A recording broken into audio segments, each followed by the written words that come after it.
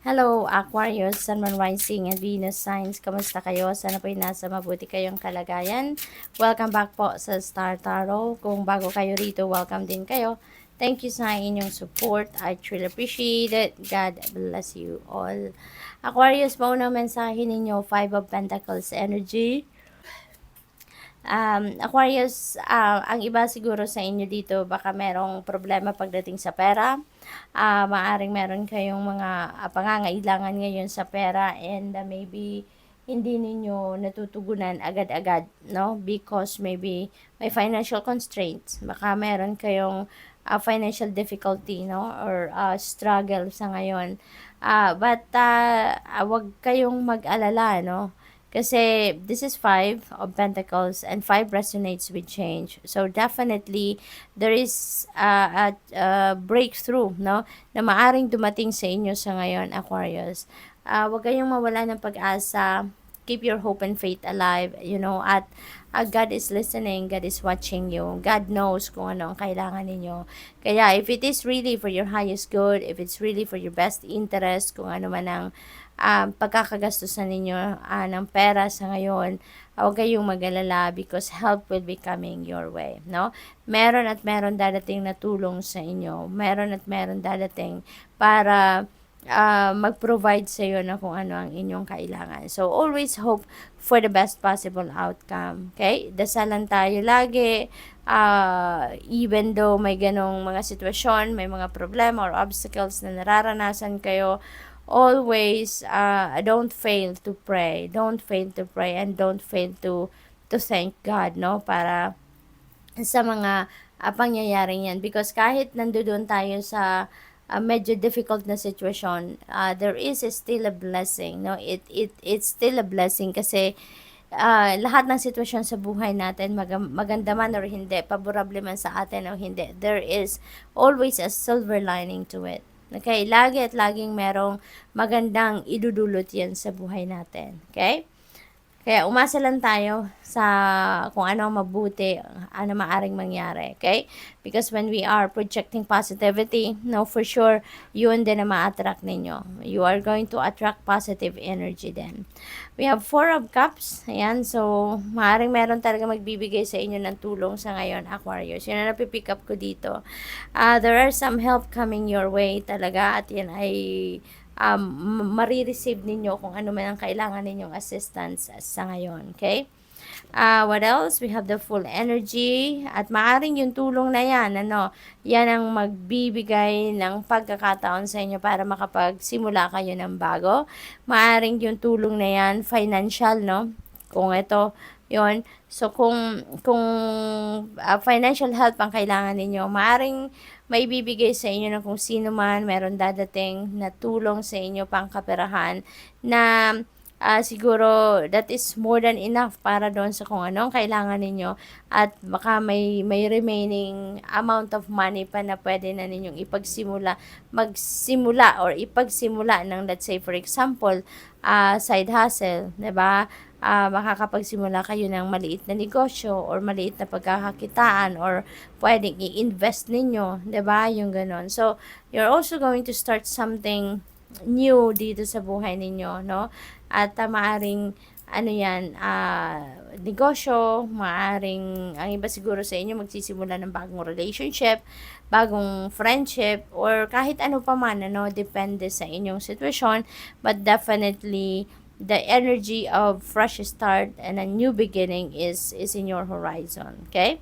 What else? We have Queen of Pentacles. Ayan. So, meron talagang parating na pera sa inyo, Aquarius. No? Kaya kung anong problema niyan, ano dito sa Five of Pentacles energy, for sure, that will be solved. No? Magkakaroon yan ng breakthrough, magkakaroon ka ng, may marireceive kang tulong financially. Okay?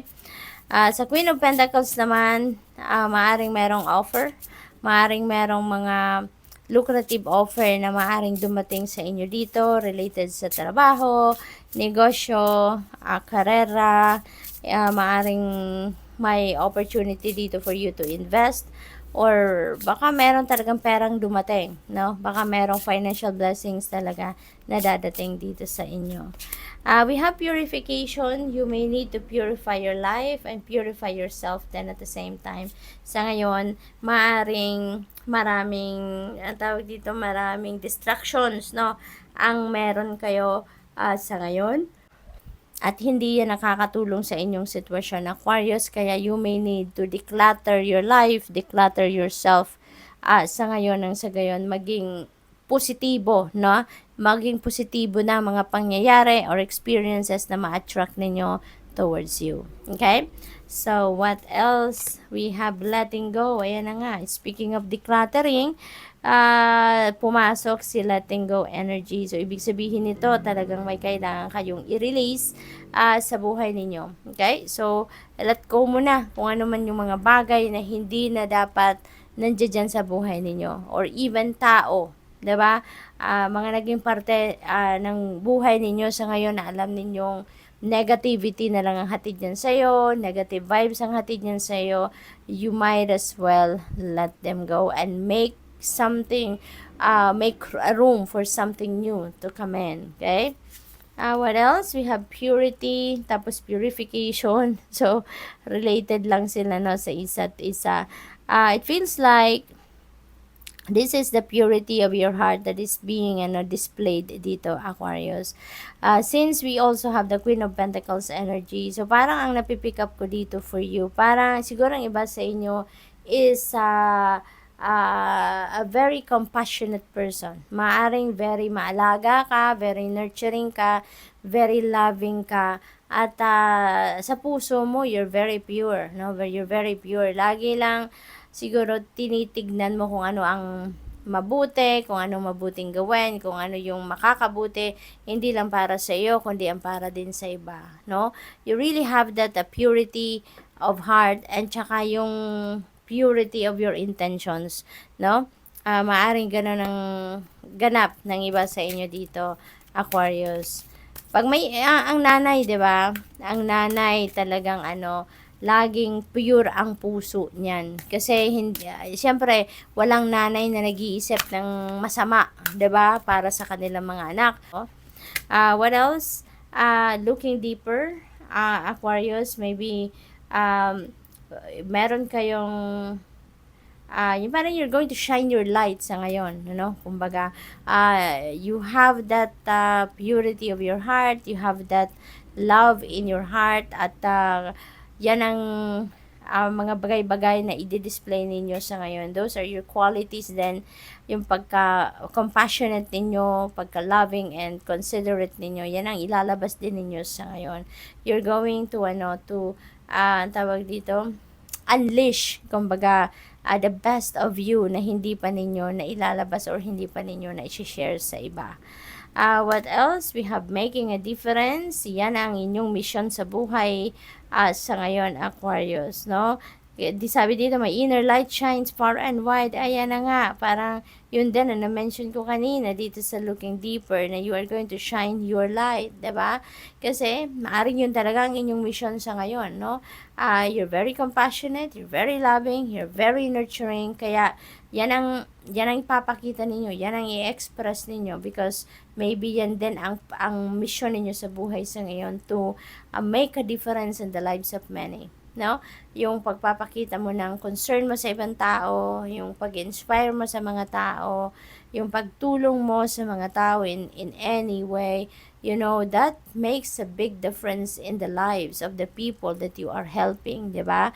Yung simpleng pagngiti mo lang nga, 'di ba, sa isang problemadong tao, you never know kung gaano kalaki ang epekto niyan sa mga tao na nakikita nilang ngumingiti kayo, or nakikita nilang nginingitian mo sila, or maybe may mga kind words kang sinasabi sa kanila. You never know kung gaano ang epekto niyan sa kanila. It might inspire them, 'di ba? It might motivate them, 'di ba? Or makakapagpagaan din yan ng loob nila, 'di ba? Listening with your heart. Yan. So, ang iba sa inyo, Aquarius, dito, maybe you are highly connected with your intuition, no? And with your heart. Kasi, may mga intuitive messages dito na pinapadala sa inyo ang universe at yan ay nakikinig kayo na nag-tune in kayo sa inyong sa inyong intuition dito, and maybe you are really embracing, no, kung ano man yung mga mensahe sa iyo ng universe. Maybe you're embracing it, and yun talaga yung ginagawa ninyo, sinusundan ninyo. So good luck, thank you for watching. Love and light, namaste.